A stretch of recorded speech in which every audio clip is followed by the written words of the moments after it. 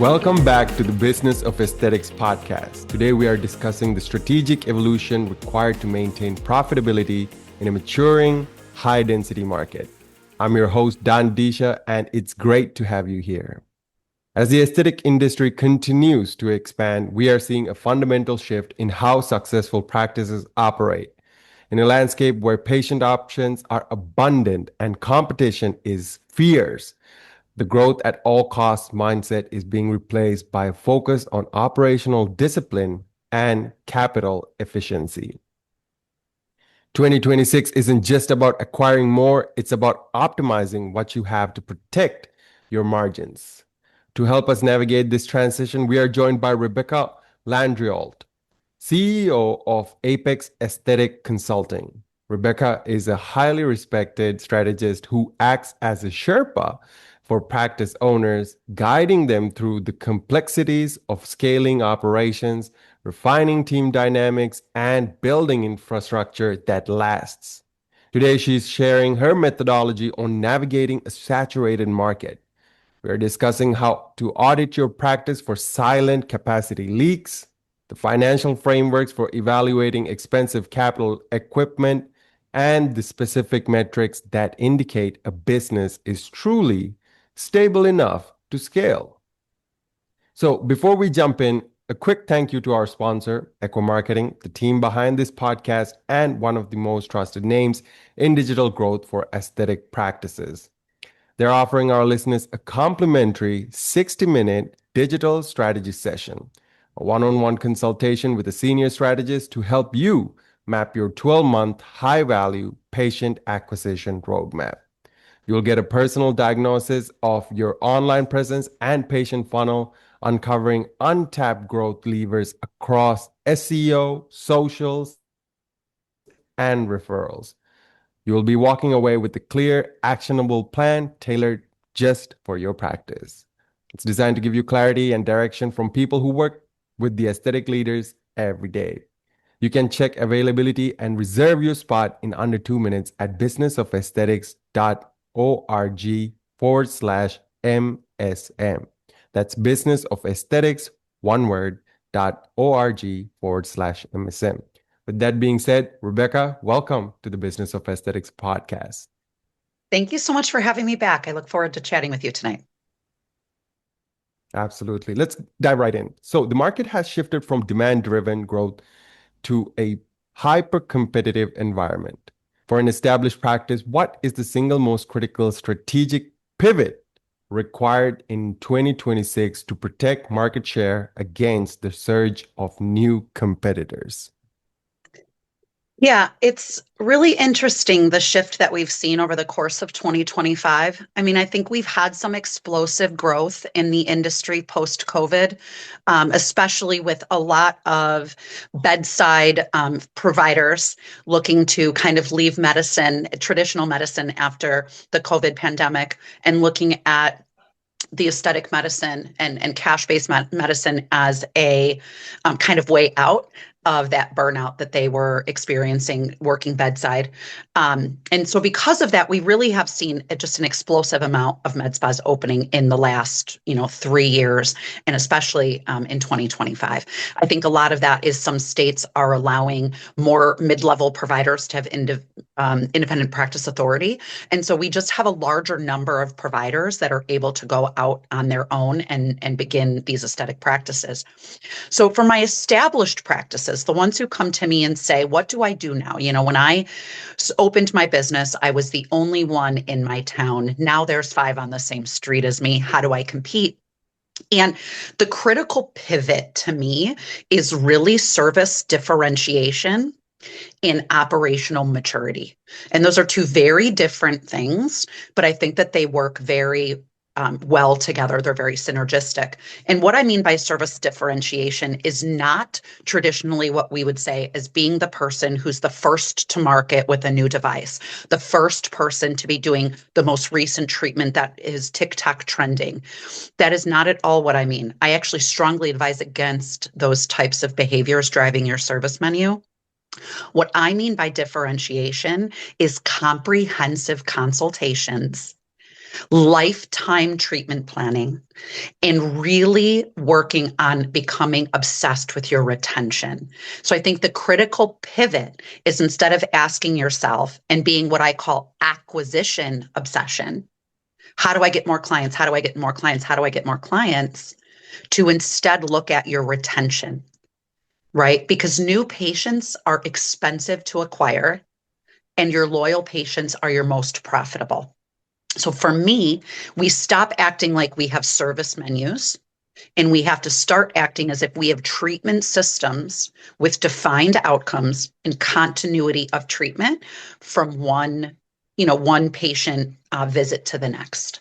So it's not, we're no longer just trying to acquire that patient who comes in and dictates to us, we want 35 units of neurotoxin in all three areas because I got that at some point at a different provider. I don't need any more than that. We're not seeking out those patients. Let's let everybody else have those. What we want are the patients that are coming in and sitting down and having a conversation with you about, these are all of the things, these are the overall look that I'm trying to achieve, the overall goal that I have. I'm on a GLP-1. I have significant volume loss since I lost the weight. I'm perimenopausal. I'm noticing that I'm seeing a lot of textural changes. I have pigment I didn't have before. I am not looking at, that the patient should be saying, I'm not necessarily looking at augmentation anymore. I'm looking for a lifetime plan where I can get to my aesthetic goals, and I want to do them all with you. Now, I know that that sounds like a unicorn patient, but in reality, if every single time we do get somebody new, or if we shift to this mindset within our existing patient base, and we sit down and say, we've done a few treatments for you over the course of the last year that you've been a patient. I'd really like to sit down and talk to you about your long-term goals and what I can do with all of the tools in my toolbox to get you there in a pace and budget that feels comfortable for you. And I think when we do that, when we're very realistic about clinical outcomes, when we are clinically proficient and can deliver on those outcomes, which is, of course, easier said than done. But when we have those types of treatment systems, then we just have this really beautiful continuity way of care, and then we're not losing patients to those competitors. I think it is much more difficult to try to find a new patient in today's market than it is to grow your existing patient base to a higher lifetime spend. So I think that, and then the operational maturity. And the reason why I talk about those things together is because if you do have a singular provider who's excellent at doing what I just said, who can sit down and have a really beautiful consultation, provide a great lifetime treatment plan, provide a really excellent outcome, but we're not nurturing those patients from a marketing standpoint. We're not nurturing them in the checkout and the check-in processes. Maybe they call after the treatment because they have a question and the person answering the phone is unable to answer their questions. We start to lose our credibility a little bit. And so I think what's very important is to have extremely dialed in, very well-trained clinicians and very well trained support staff that are able to really answer the basic questions about all of these treatments, about your memberships, and that those people at the front desk are really confident in rebooking, in upselling, in those, adjunct retail products that might improve the outcome of that beautiful treatment plan that the provider has come up with. So it really has to be the entire practice that's dialed into this strategy. It can't be just the owner provider or just the injector. If this is not the strategy for the entire practice, it won't make a difference. It's really, that really goes kind of hand in hand. Absolutely. And Rebecca, how do you advise leaders to get that buy-in from, providers and staff who might be resistant to changing the way they've always done things? And I will say, everyone I know has had an employee who wants to clock in and clock out, and they just want to see every number of patients. It doesn't matter to them about, maybe they're not incentivized from a compensation standpoint. Maybe they're not incentivized because they have the passion around it. I would argue that if your provider and your team doesn't see the value in providing excellent service, then it's just time to consider a new team because it really should be. I mean, let's not forget that this is the practice of medicine. And I think a lot of times our employees forget that. Whether they're clinicians or whether they're support staff, this is ultimately the practice of medicine. And what that means to me is that every single person that walks through our door should be getting a safe, clinically efficacious treatment, especially because we're asking them to pay cash for it. So if we're not providing a luxury experience, an excellent outcome, then what are we doing here? And this is not, you know, you might as well be the same as every other place up and down the street, the chains, and the people who are newer to the business who may not have the same level of experience. So if you are truly looking at excellence in operations, a lot of times it does come down to the staff. And, many of my clients, we have that conversation. It really is, there is, and, I believe that one of the questions you're going to ask me next too is a little bit about where we see the leaks or the cracks in the business. And one of those things is absolutely, in the people management piece. All right. So when a mature practice hits a revenue plateau, right? It's rarely a marketing problem. If you audit a clinic today, what specific internal system, be it utilization rates or intake workflow, do you Yes. usually identify as the silent capacity killer? Yes. So this is probably the thing that I get most passionate about, especially when I talk to people in, my complimentary consultations, my discovery calls. Almost always people reach out to me because they are looking for new client acquisition or they're concerned about their marketing. And I tell everyone as soon as they kind of dial into the call, I won't discuss marketing with you, not for a very long time, because there is almost always a leak, or like I like to call it, a crack in the foundation. So a lot of when I talk my business language, my brand is of course a mountain climb. I talk about wanting to reach your apex, to reach your summit. And the issue is that if you are at base camp and you are not prepared, you're never going to make the climb. And what happens at base camp, I can almost always identify 2 or 3 things that is going to make it difficult to scale and difficult to differentiate yourself, like we talked about before. The first is, of course, that clinical confidence of your providers. Now, when you're a solo provider and you know that you're clinically confident, that's great. But it's not just clinically confident in the outcome. It's clinically confident in complication management. It's clinically confident in selling the procedure that you believe is going to give the patient the best outcome. Again, I talk to many providers who believe that they can perform an excellent consultation, and I ask them, if somebody comes in for a neurotoxin treatment, how do you map their face and discuss with them other treatments that may work? Well, I don't. I keep my toxin appointments to 30 minutes. I just do their tox and they leave, and I'm great at tox. And that's great. You're probably providing a great tox outcome, but if that patient doesn't know that what I'm seeing when I look at you, patient, is appears that you have had some loss of volume. It appears that maybe some of our fat pads have shifted. It appears that, the texture of your skin has changed a little bit.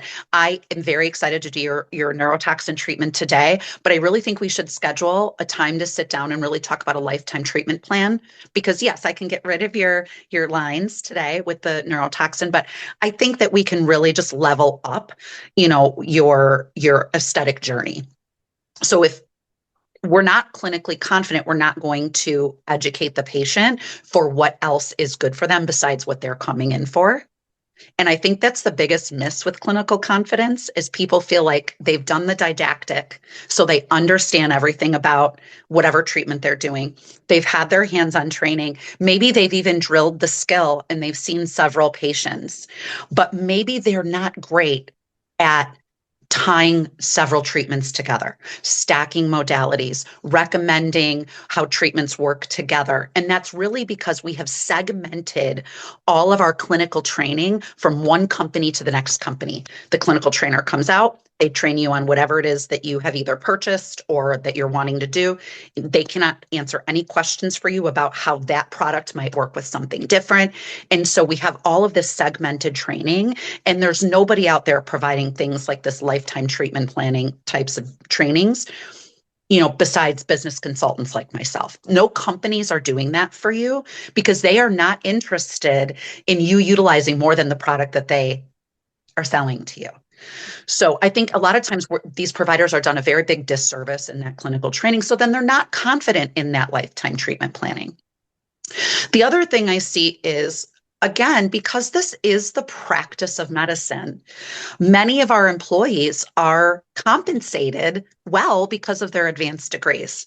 And you will never hear me talk about cutting payroll to providers that are practicing medicine because I believe that they should be well compensated.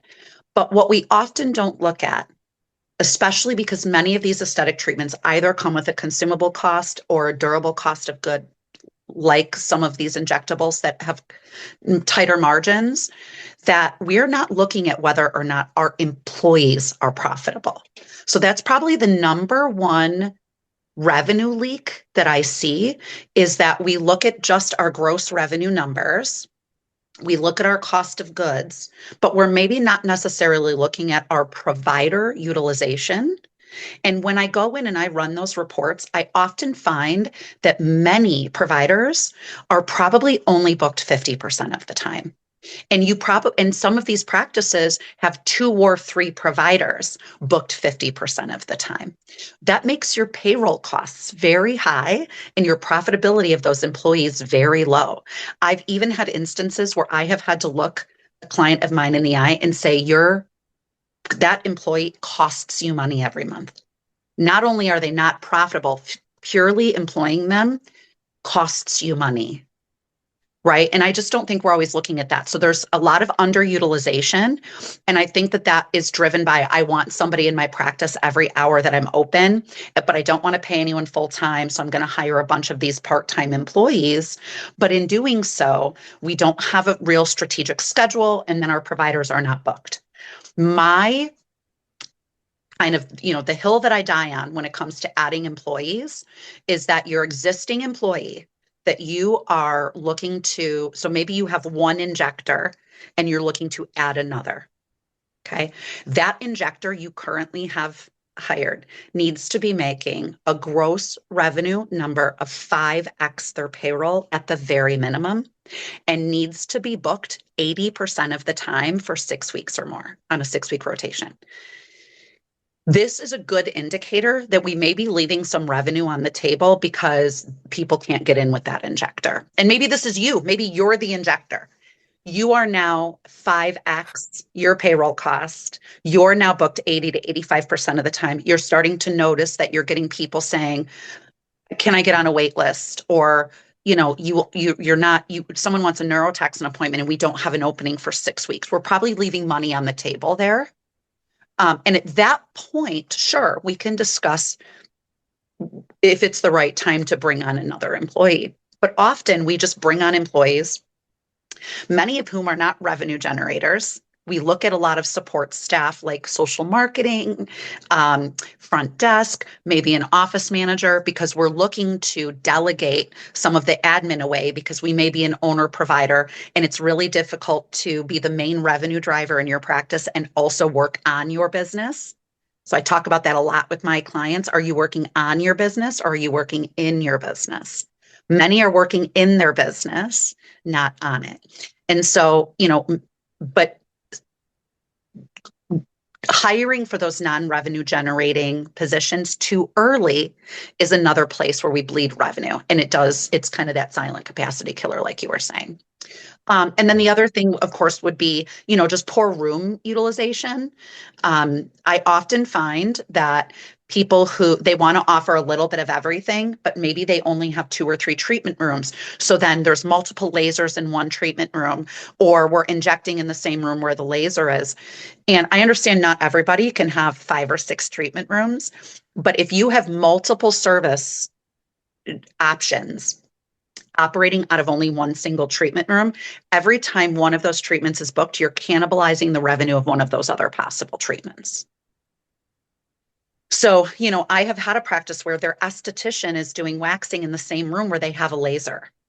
So and I understand that that esthetician has maybe a lower payroll cost, but also the treatment that they are doing has a much lower service revenue than a $500 IPL that could be done in the same amount of time that we're doing an underarm wax, right? So we have to be very, very careful about the utilization of our rooms. So that's something else I have walked into a practice and I have moved devices into different places. I've forced someone to clean out an office and order another treatment chair. We need to make sure that we're operating really, again, this is kind of that operational maturity versus putting the plane together in the air. And then, of course, Abs- my absolute number one thing that I think becomes the issue every time, especially when an organization comes to me and says, I've spent a lot of money on social media marketing. I've spent a lot on patient acquisition. We're getting a lot of leads, but I'm not getting a lot of appointments. It is almost always the front desk. And what ends up happening is we're weak on the phones.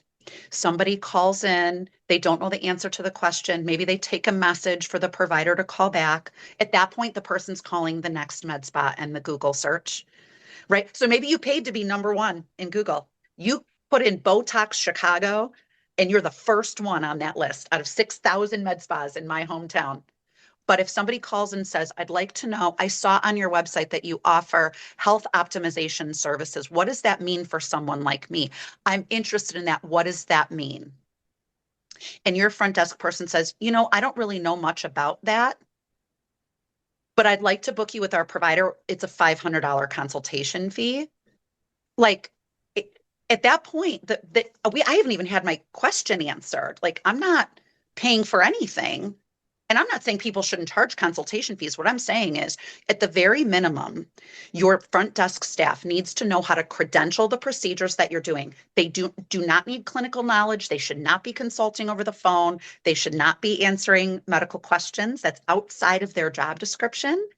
But they should be able to credential the service, credential the provider, discuss why a consultation is so important, and close that call converted to a consultation. I also find that when we talk about that, and again, this is more of that acquisition obsession. I find a lot of people are obsessed with acquiring patients, and that is absolutely where the first bottleneck is, in that front desk. But it's also in the retention piece. Because if you're the kind of provider who is so booked that you're walking out of the treatment room, you're handing, maybe you've got your little face sheet with the number of units and syringes you did, and it's up to the front desk to make sure that all of the rewards programs, for the injectable companies, that their rewards are being put in, that they've made the follow-up appointment, maybe that they were supposed to do their before pictures before they came in, any of those things. If those things are not happening and you don't know, because as the provider, the next person's in the next room, the check-in process is done incorrectly. The checkout process is done incorrectly. We're not rescheduling for follow-up appointments. We're not upselling. I mean, one of my favorite things to train the front desk is, so Susie wants you back in 2 weeks for your neurotoxin follow-up. I know it's just a 5-minute appointment, real pain to come out here, but I noticed that the esthetician has an opening at the same time, and I'd love to give you $50 off X treatment if you want to get it on that day, since you have to come in for your follow-up anyway. So not only are we securing getting that patient back in for their follow-up and their after pictures, which is some of the hardest things that we can do, but we've possibly upsold them on another treatment, so they're spending more money on that. But you're also potentially introducing another department within your practice, because we've now scheduled the person who's only ever come here for injectables to get maybe a let's call it a glow facial from the esthetician. Well, that esthetician could possibly then talk about the facial membership. And maybe that person's now coming in every month for that facial to maintain their results, or because they enjoyed the glow that they got. So I just think that those things are so important. And if you have a front desk that isn't capable of that level of communication, then you're also leaving revenue on the table in that way. So I think those are where we see really big issues with scaling. Is that if I would never allow or recommend someone to open another location if you didn't have a rock star at the front desk who's converting clients, who's getting them rebooked, all of the time. Because your provider is only one arm and your support staff is the other. And you can't hold a business up with only one. Absolutely. Thank you so much, Rebecca, for that absolutely comprehensive answer right there. Just I had one question just to follow up. Can you let us know how, like, with the examples you gave with the different silent capacity killers you have discovered in practices, how has fixing those things really immediately impacted the bottom line of those practices? So I will tell you, making these types of changes is a lot of short-term pain for long-term gain. Often when I do this, we're rewriting things like standard operating procedures. We're maybe completely redoing scripts, and we're having to retrain the team. We may get a lot of pushback from long existing team members who, again, maybe like to clock in and clock out, and didn't. I don't really want to have to ask someone to rebook or whatever it might be. But what I notice is very quickly you realize who's rowing the boat with you or who's punching holes in the bottom and you're rowing by yourself. And at that point, again, a lot of this is people management. If you want to be successful and you want to scale and you want to differentiate yourself in an oversaturated market, you need the best people. So sometimes these things are tough and sometimes it does lead to some turnover and some retraining. But I do see almost immediately things like rebooking percentages, provider utilization, increase in revenue if we have improved the treatment room utilization, so we're not cannibalizing treatments. Maybe scheduling optimization. Again, I have lots of clients who tell me like I want someone in every department. So an injector, an esthetician, a front desk, and a manager in my practice every hour that I'm open. And we want to be open 6 days a week. That's really high payroll costs without always looking at, it is either the provider utilization piece or also, does the business dictate that all 6 days of the week? Or is it possible that, just on Mondays we see the esthetician or whatever it might be? I mean, it's different for every practice, but, making some of those small shifts, changing the schedule a little bit, opening a little bit later, closing a little bit earlier, only working a few Saturdays a month instead of everyone, it will fill up those books and increase that provider utilization. And then we can grow with intention as we start to hit that critical mass. Gotcha. Gotcha. All right. Now, let's get into another very interesting topic, right? Regarding expensive capital equipment. So, before an owner signs a lease for a new device, what specific financial stress test or formula do you use to prove the ROI is real and not just sales hype? So I love this question. And for anyone who's new and hasn't heard me speak before, one of the things whenever the conversation about capital equipment comes up, the first thing that I tell everyone is, I have been on the side of managing, being a managing partner of a practice and having gone through negotiating and purchasing lasers. And then I sold lasers at a capital equipment rep for 3 different laser companies over the course of 10 years. So I've been on both sides of this and I have seen the good, the bad, and the very, very ugly. So when I give advice when it comes to the purchasing of capital equipment, I want to be very clear that I think that I'm very blunt, I guess I should say, is that I'm not sure that anyone knows both sides of this business as well as I do and have seen it from both sides.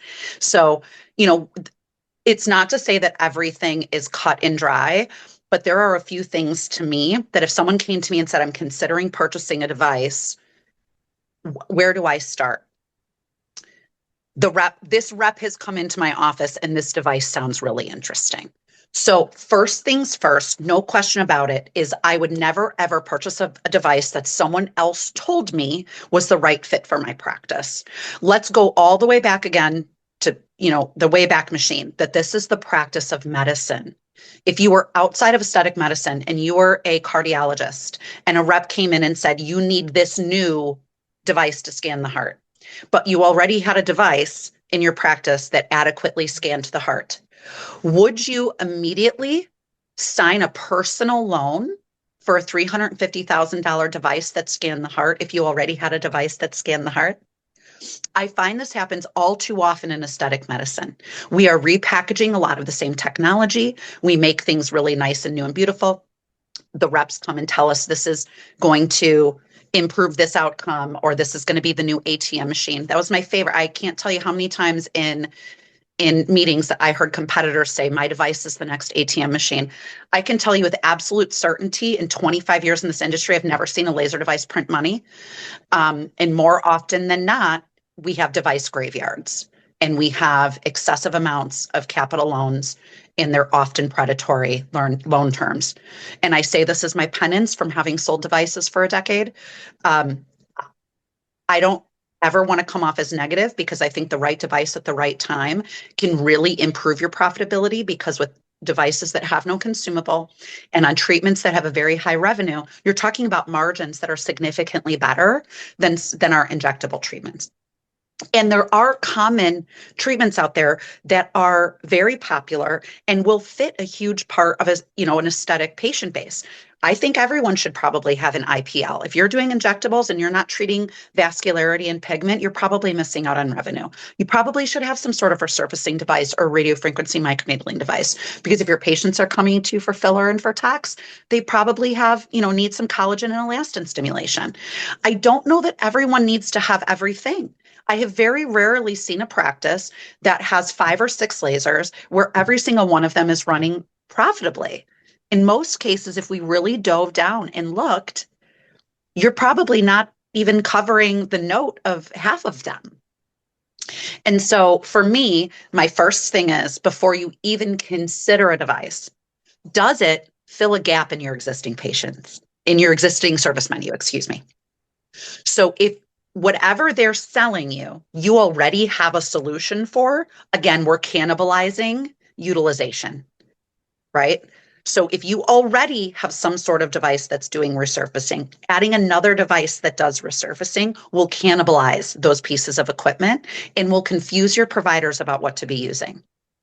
Now, if we currently have an IPL and we're looking at adding a resurfacing device, that probably fills a gap, right? We're currently treating reds and browns, we're doing pigmentation, we're doing vascular, but we don't have anything to get rid of deeper lines and wrinkles or acne scars. Great. Then that sounds like it's filling a gap in your treatment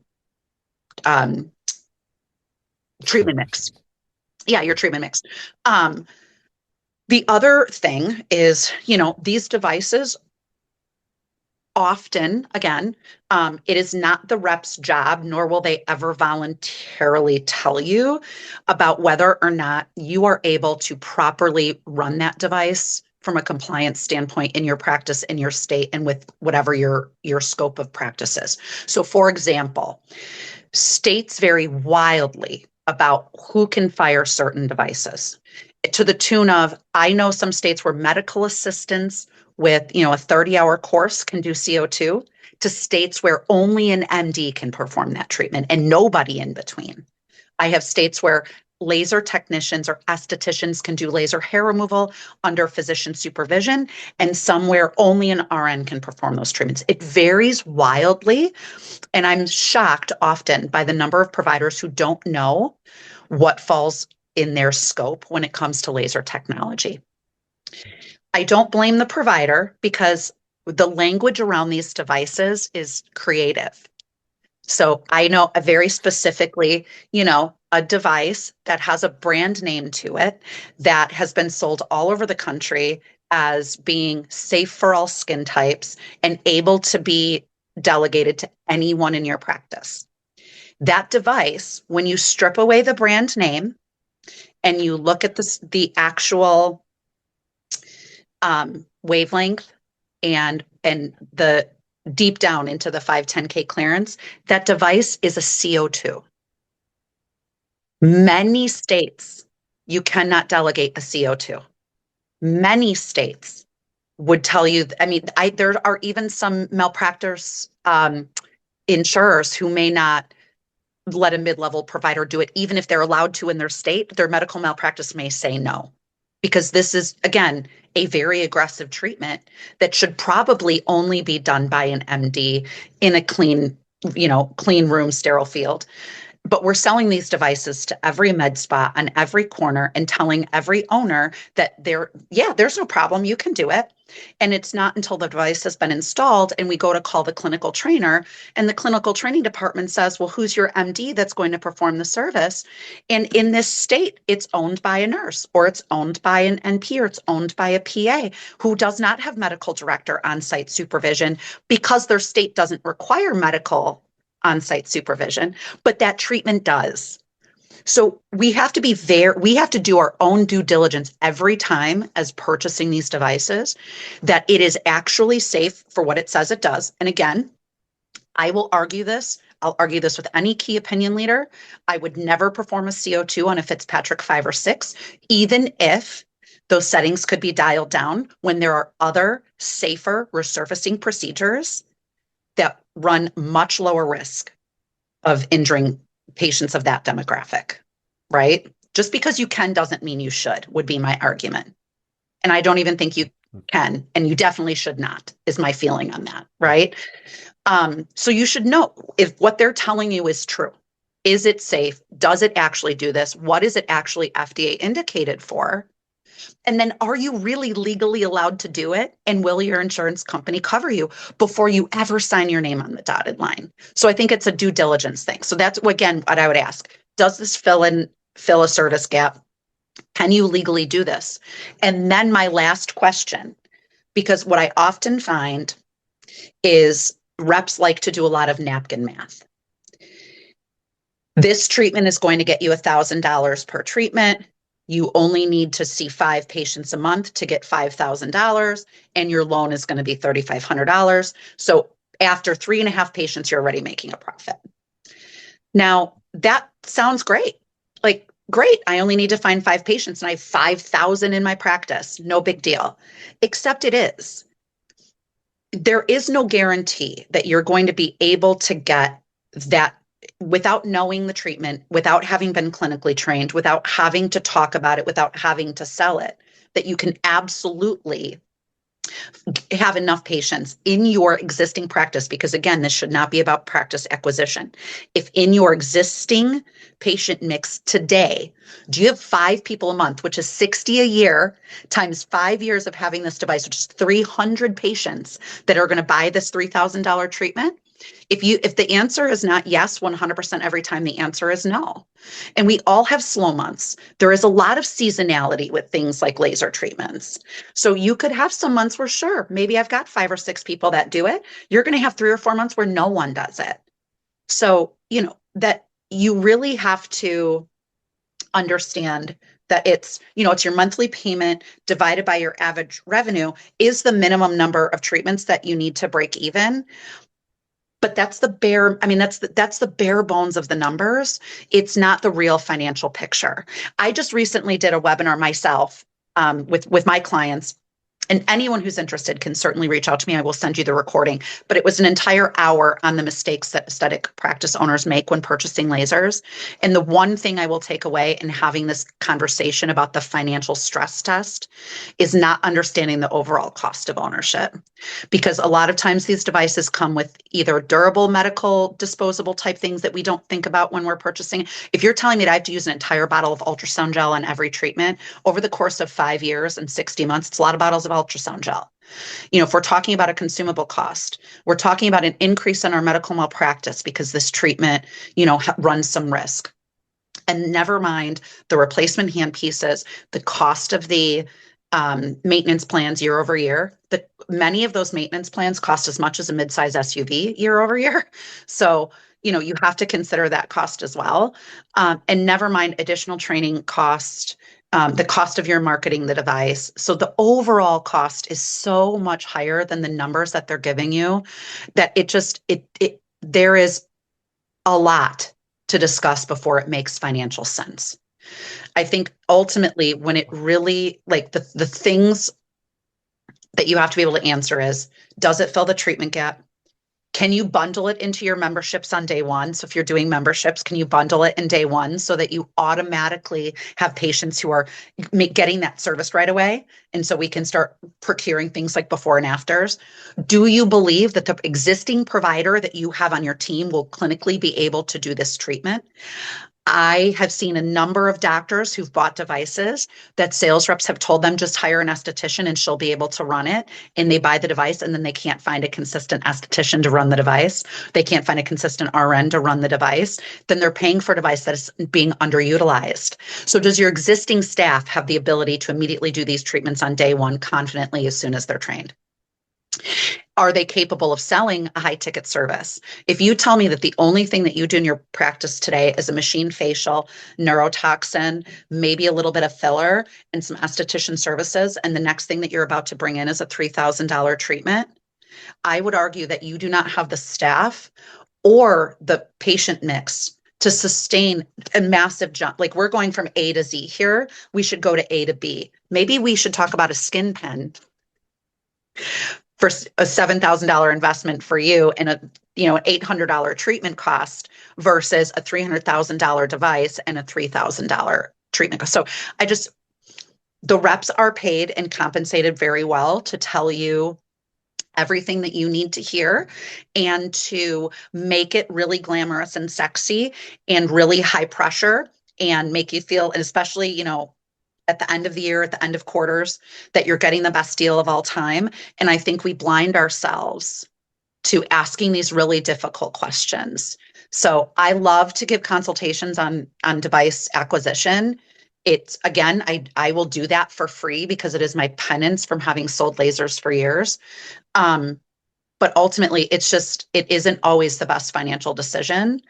And I think it's disappointing for some providers to hear that. But it is what it is. If you're serious about the profitability of your practice, then sometimes you need to have those blunt conversations.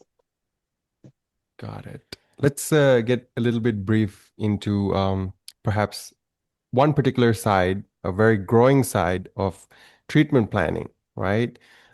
Especially around regenerative medicine, right? So regen medicine has a longer results timeline than fillers. So how should a practice structure its pricing and, membership models to ensure cash flow remains consistent during the 3 to 6 month period while the patient waits for results?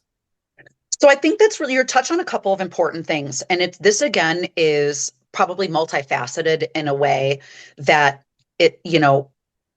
each thing synergistically works with the other.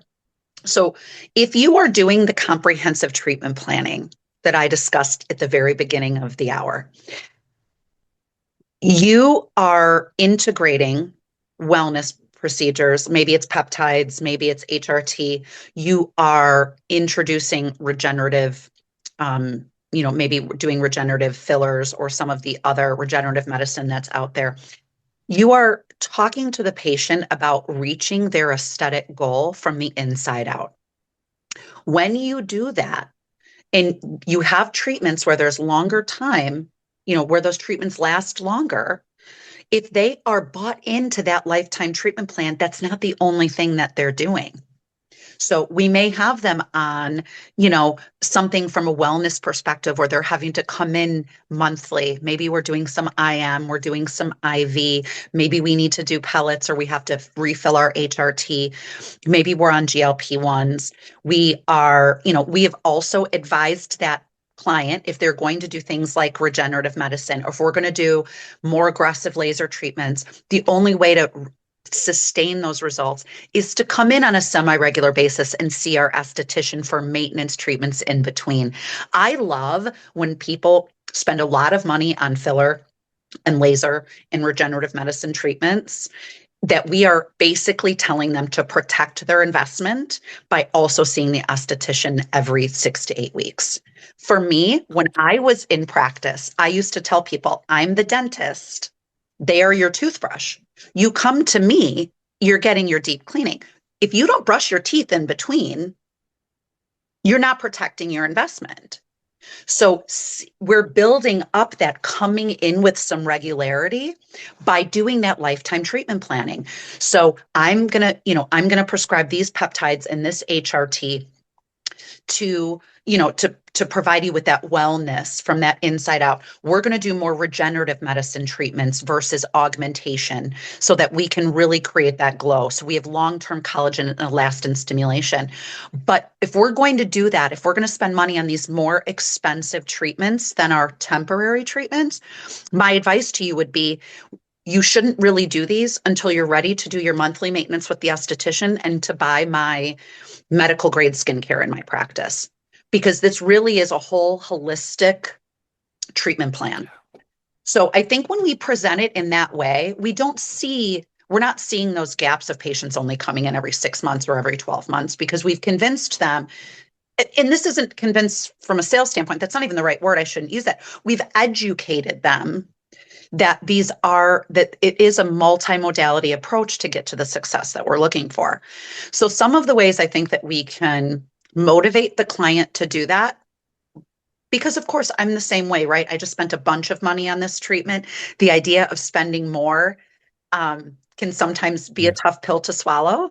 But when we structure our pricing and we do things like memberships, especially when we have memberships that support different departments within our practice, then the patient might be coming to that MD or that NP or that RN for those really expensive once a year treatments. But when we have them on the membership, maybe that's how they're getting their GLP-1 for a little bit cheaper tiered pricing, or maybe we're getting them on a wellness, so the HRT or the peptides or the IM, and they're having to come in each month and we're giving them a little bit of savings in order to do that. Or it's an aesthetic membership where we pay, 119 a month, and that gives us the aesthetic treatment of our choice from the esthetician.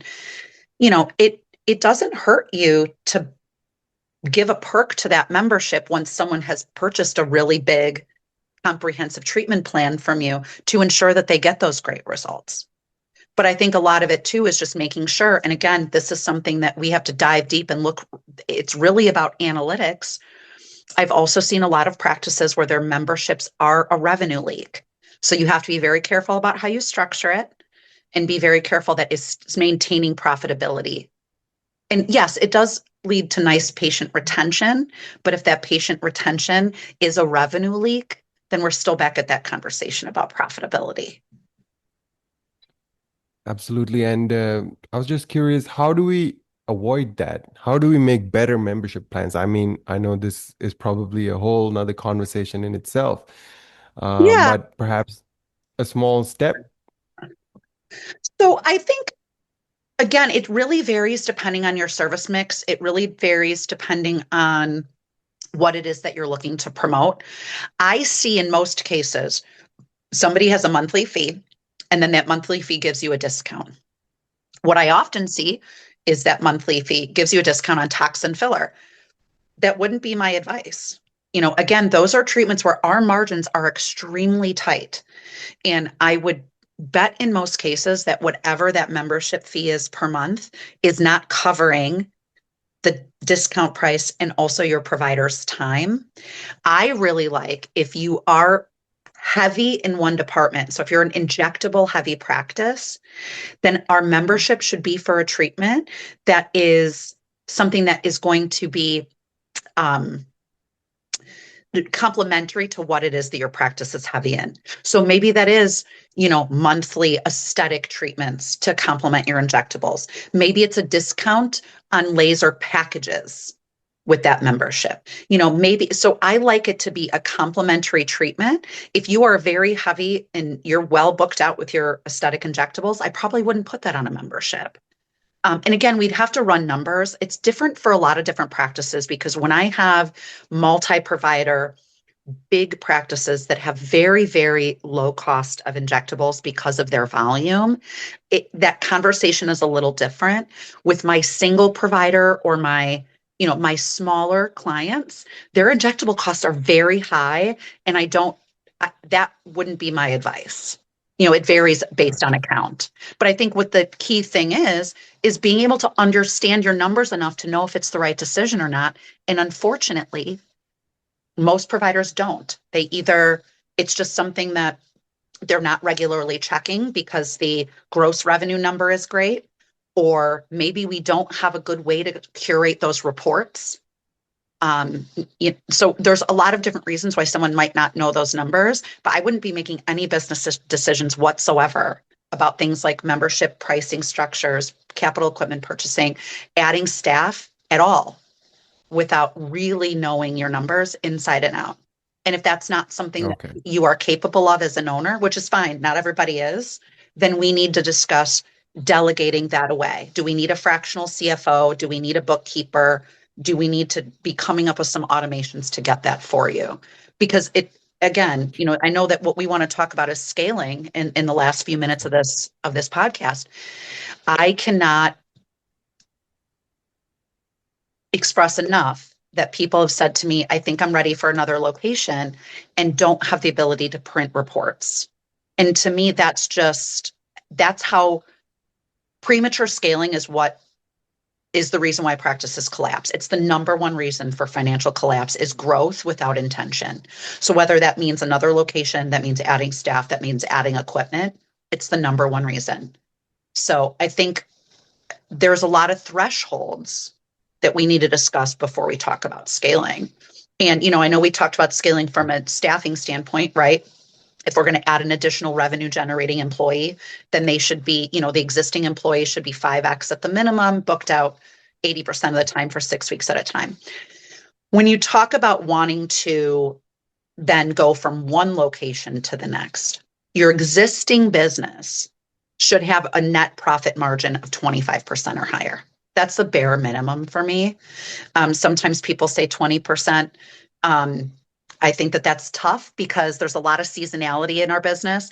And for the first time in a long time, we're seeing the economy affect this industry, which, going back to the Great Depression, this was an industry that was largely, they call it the lipstick index in every economics class you take in college, that aesthetic, cosmetic, all of that is largely unaffected, even in the Great Depression, but we're not seeing that today. This is the first time we're really seeing the economic landscape affecting our industry, outside of course, of the COVID shutdowns. But, so I think you have to be at 25% consistently to be safe.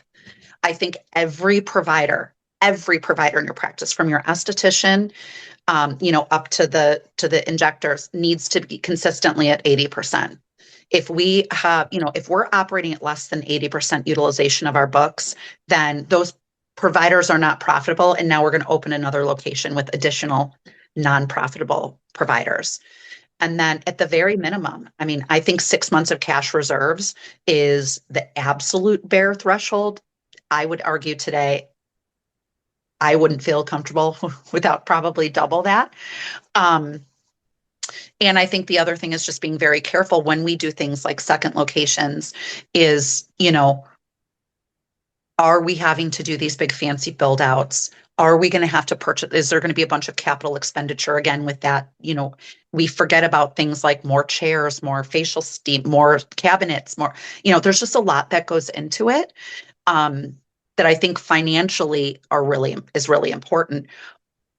Now, even if you could answer all of those financial metrics with 2 thumbs up, 5-star, whatever you want to call it, I still would not ever open a second location or attempt to scale in any way unless you can tell me every provider is clinically confident in every treatment that you currently offer 100% all of the time, or the answer is no.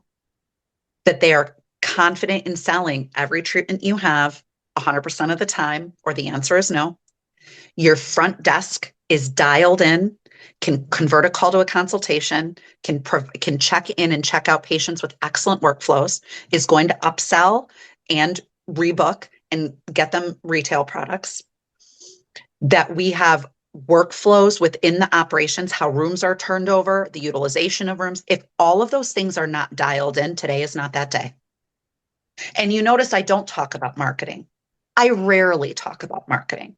And that's because I believe in this business, in this industry, in my 20 years of knowledge, that's probably the thing I know the least about. And that's me being completely honest. And I think it's because marketing shifts so rapidly I love, I've been on several webinars now with Naren, and he talks a lot about the change in, the social media marketing strategies versus Google SEO strategies versus AI now. It is shifting so much that for me, if somebody comes to me and says, I want your help with marketing, my answer is always, you need to find someone else. There is someone else out there that's an expert on marketing, just like I'm not your lawyer, just like I won't be your bookkeeper. Those are things I can't. But if you want someone who's going to sit down, be very blunt with you about what is working, what is not, and how you get those systems in place, then I'm the gal for you. But I think it really is almost always at that base camp. It's under the owner's nose of what it is that is causing those, again, that operational leak or that capacity killer. But it just feels like, well, so what that she doesn't answer the phone that great? Like that's not that big a deal. And yet it really is. So those are the things, if we don't have a very, very strong foundation as we're trying to climb, then your next location is also not going to be set up for success. So I think, and the other thing you will see, I don't know much about private equity acquisition. I know that there's a lot of that happening right now, but what I do know from if you want to position yourself to eventually be acquired by private equity, the thing that they are going to want to know right off the bat, how compliant are you? How well trained is your team? How predictable is your revenue? How much again, that's memberships, right? Predictable revenue. What's your rebooking like? What is your provider utilization like? And they're going to have even higher thresholds than I mentioned.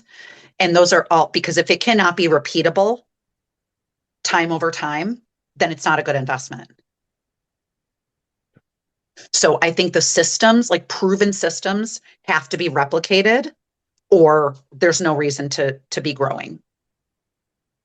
Absolutely. Rebecca, I mean, you've really done a wonderful job here at, providing everyone listening about what it will take, to look at the operational reality of running an aesthetic practice in 2026, successfully at that too. So Correct. as we wrap up the podcast, I would love to give you a small moment to share one key takeaway for our audience members listening in of the whole conversation. If they could only take just one, what would it be? I think my favorite phrase is scaling or growth is not expansion. It's a duplication of excellence. So if what you have today isn't excellent, then we can't duplicate. So I think the best way to describe it is opening a second location when your first isn't excellent is like building a second floor on a house with no walls. So that to me, you have to be airtight in your existing practice. You have to be excellent across all of those different factors, or else it's expansion without intention. It's scaling without intention. It's growth without intention. And that is a likelihood to cannibalize your business. Wonderful. Well, with that being said, thank you, Rebecca, for joining us on the Business of Aesthetics podcast. Your Thank you for perspective having on me again. I appreciate it. Absolutely.